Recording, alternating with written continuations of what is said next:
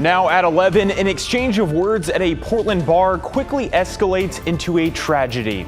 There was no fight. It was glass breaking and he got cut right away. Plus, how a local group is helping people impacted by the war in Gaza. They deserve life just like any other child in the world. And later, the next step in artificial intelligence and how it could change the medical field.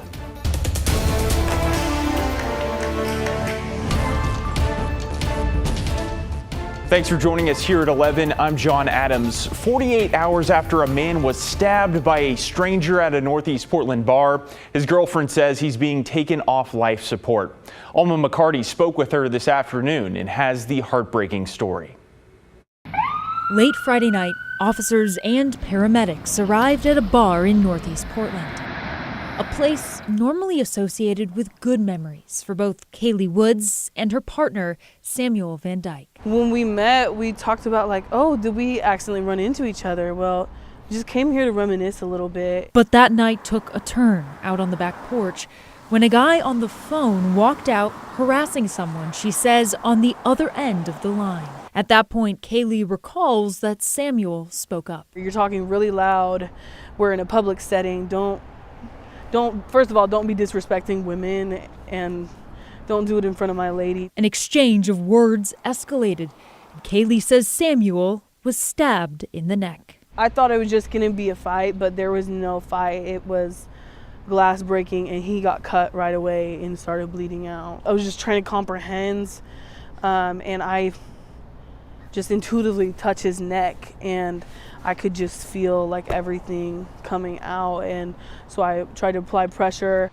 Although Portland police initially called his injuries serious but non-life-threatening, Kaylee told KGW Sunday afternoon the attack left him hospitalized and on life support. Unfortunately, he is being taken off life support in a couple hours.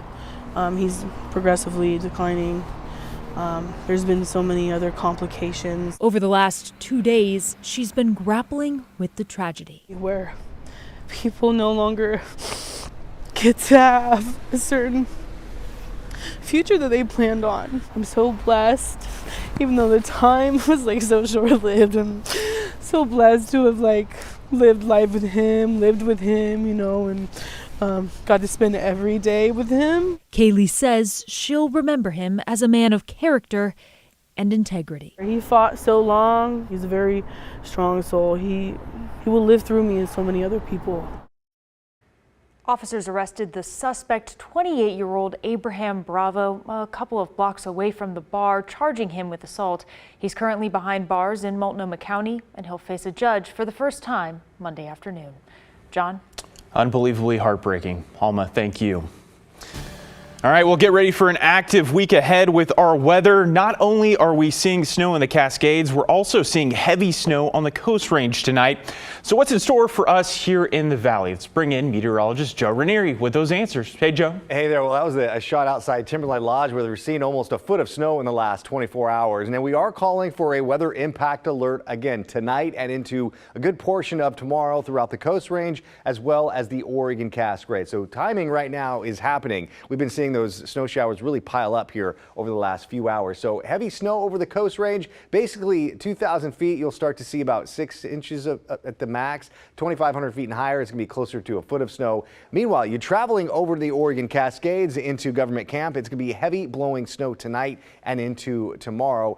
Again, Timberline Lodge has already seen close to a foot of snow. Well, there's close to another foot of snow in the forecast, if not more, by the end of tomorrow. So here's the setup on the satellite and radar. You can kind of see the unstable atmosphere out there. Well, that's what we're going to be experiencing again tomorrow. That just means we're going to be seeing, areas of heavy downpours, maybe a little bit of sun breaks here and there. Meanwhile, the snow showers are going to be basically nonstop tonight and into a good portion of tomorrow. And we're still going to be seeing more thunderstorms potential, I should say, heading into tomorrow, especially along the Oregon coast. There's also a chance to see those thunderstorms materializing here in the metro area as well.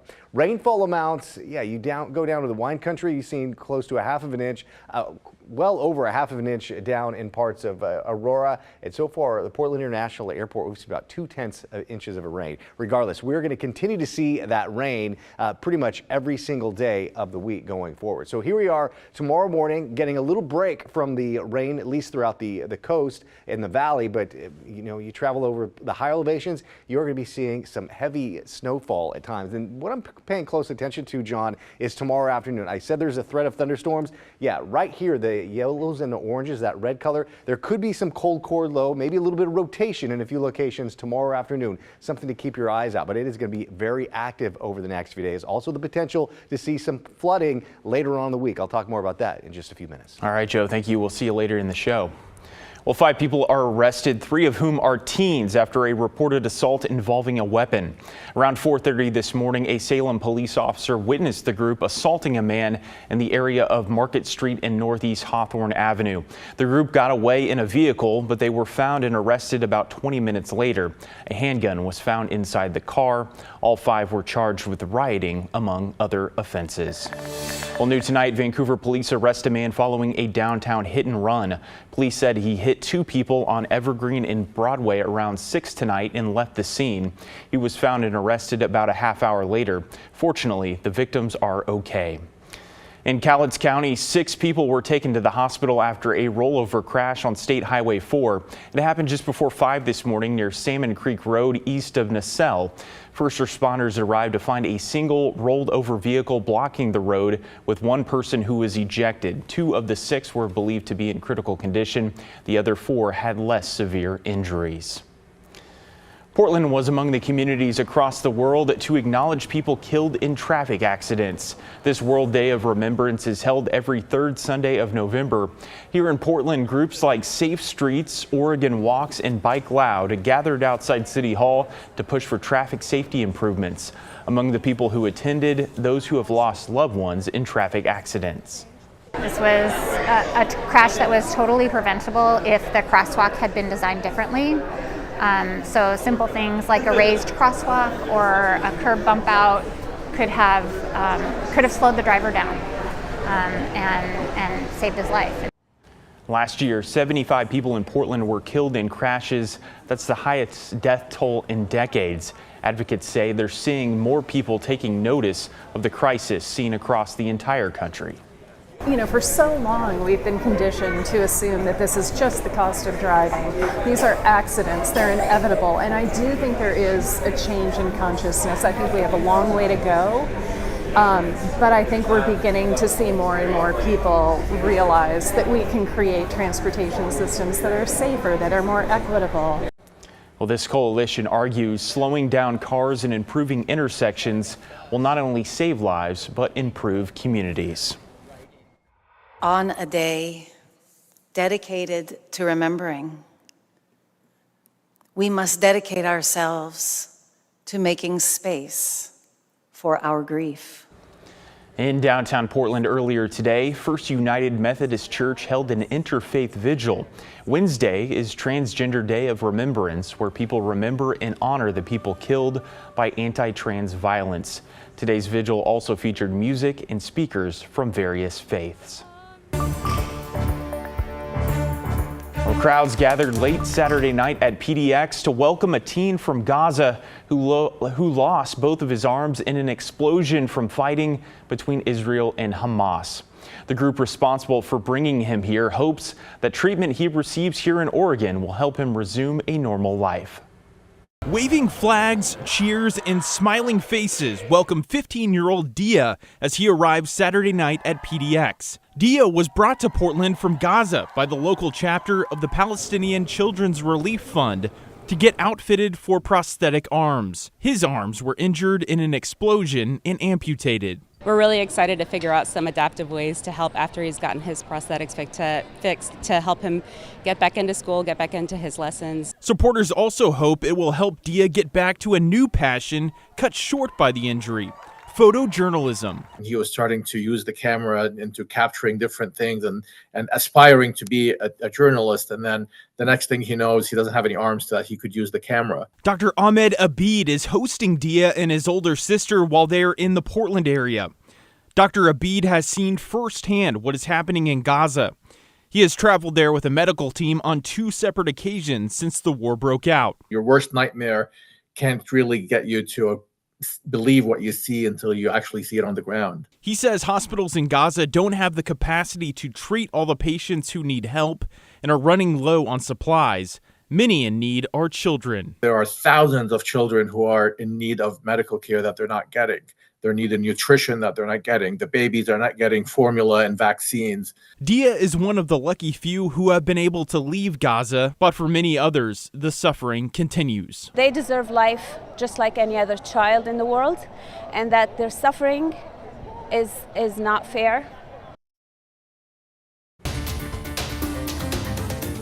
Well, here is a health alert affecting the Pacific Northwest. There's a recall on organic carrots over a deadly E. coli outbreak. The CDC says 39 people have been infected. 1 person has died. Of the 39, 8 are in Washington, 3 in Oregon. Grimway Farms, headquartered in Bakersfield, California, has voluntarily recalled its organic whole and baby carrots after the CDC found they may be associated with the outbreak. The recalled carrots are sold in bags under multiple brand names. They are no longer sold in stores, but the CDC says to check your refrigerator and throw away any carrots that may fit that description. Well, families in the Greater Albany School District continued showing their support for striking teachers through the weekend.